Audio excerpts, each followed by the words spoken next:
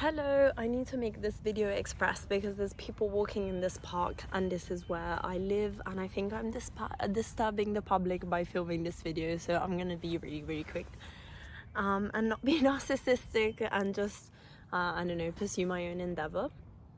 But today I wanted to do a small video before you fall down. And the small video is about whether it's ethical to do content creation. Don't fall down, not now. Don't fall down on me. Whether it's ethical to do content creation. And the reason why I'm talking about it is because I had such a long, difficult time understanding if I should still pursue this YouTube channel or if I should just quit. So recently, if you've seen, there's been a court trial which has proved that platforms like Meta and YouTube can cause addiction, especially in younger people who are more vulnerable to content and are more vulnerable to other people's opinions. And it made me think a lot about these platforms and how over the years they've evolved into causing addiction. Meta, for sure, has definitely changed everything, and I feel like platforms like Instagram and TikTok have lost their their coolness, because everything is a product. You need to build a personal brand, and you feel behind if you don't do such a thing.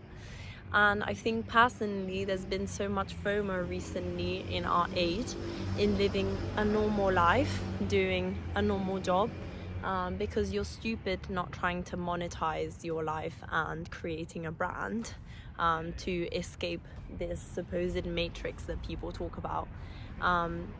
It's very difficult to kind of agree on, because it depends on customs and it depends on different attitude.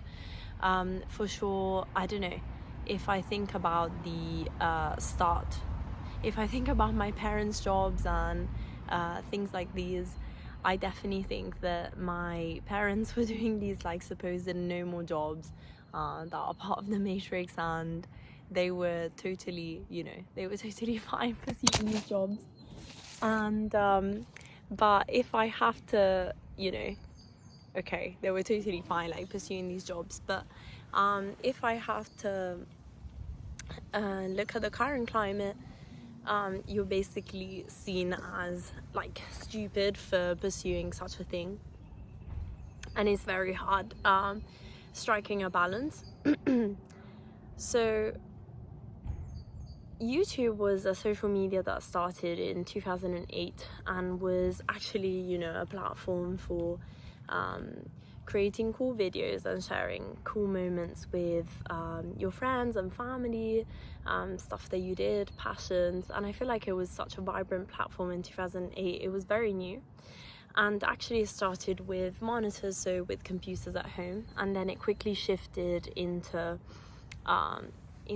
becoming a platform that was available on phones in 2013, heavily changing the climate of how these were used and what they were used for.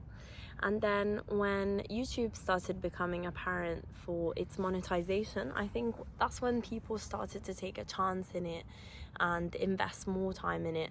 And you saw the first channels of like people documenting their lives and receiving money for documenting their lives. And I remember specifically the example in medicine of this content creator called Ali Abdal. And he was the first to actually document his journey through medical school, and therefore everybody started thinking that was cool, and eventually he left med school. YouTube has heavily changed as well throughout the years. Now lots of people just take up this platform because they want to make a passive income, like Ali Abdal encouraged a lot of people to do, and want to build this escape route from their life and from this, normal 9 to 5, which is really crazy because this is what my parents used to do and it was considered normal. But now you're considered, it's not considered advantageous to just live your life, but you need to build a personal brand. And I think that's when the problem started, actually. That's when garbage content started, and a lot of things that were a bit more unethical and just trying to grab attention from people. And then more investors came into this platform, and it really, really changed the atmosphere. And what I'm noticing recently, what I'm having a struggle time, is that there's lack of quality. People don't actually want to provide advice and, help you out. But also, I don't know, it's lack of genuinity, because there are certain ways in which you can win in the algorithm and win on this platform. So other people that are using such platform differently are basically not recognized by the algorithm, and not recognized and not given a platform and given a voice, even if they have very valuable and qualitative information to share. It's a shame, because I remember when I shared my dad video, a lot of people reached out and said that it actually really helped them and it inspired them. And for me, that was my most important video because obviously it was very personal, but it was a story and it was storytelling, and it kind of, it kind of envelopes my passion for filmography and for music and for adventure, which my dad always shared. But I wish that we had a bit more of this on this platform now. I feel like we've reached, maximum perfection with AI, with cinematography, but it's missing the rawness and the true connection with the person talking to the camera and the people listening. And that's why I find myself in a bit of an ethical riddle, whether it's worth to continue this or it's not.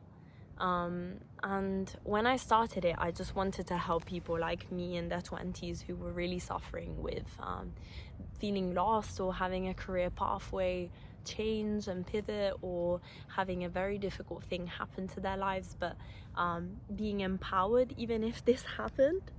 And I think I'm still, owing up to it, even if I had to move to short form content as well to show my passions. But I'm wondering, the next steps. And if there's one thing that I want to say, is that actually I don't want my listeners to be stuck on their computer or phone every day and listen to what I have to say, or, like my video, or make me, be pushed in the algorithm. I actually just want to, have people enjoy their life and go out and then maybe have, I don't know, a half an hour in which they explore these online platforms and make them cool again, like it was in 2008. And yeah, I think that's pretty much it, and that's all I wanted to talk about in this video. And I have an audience, which is a bit embarrassing, but it's okay.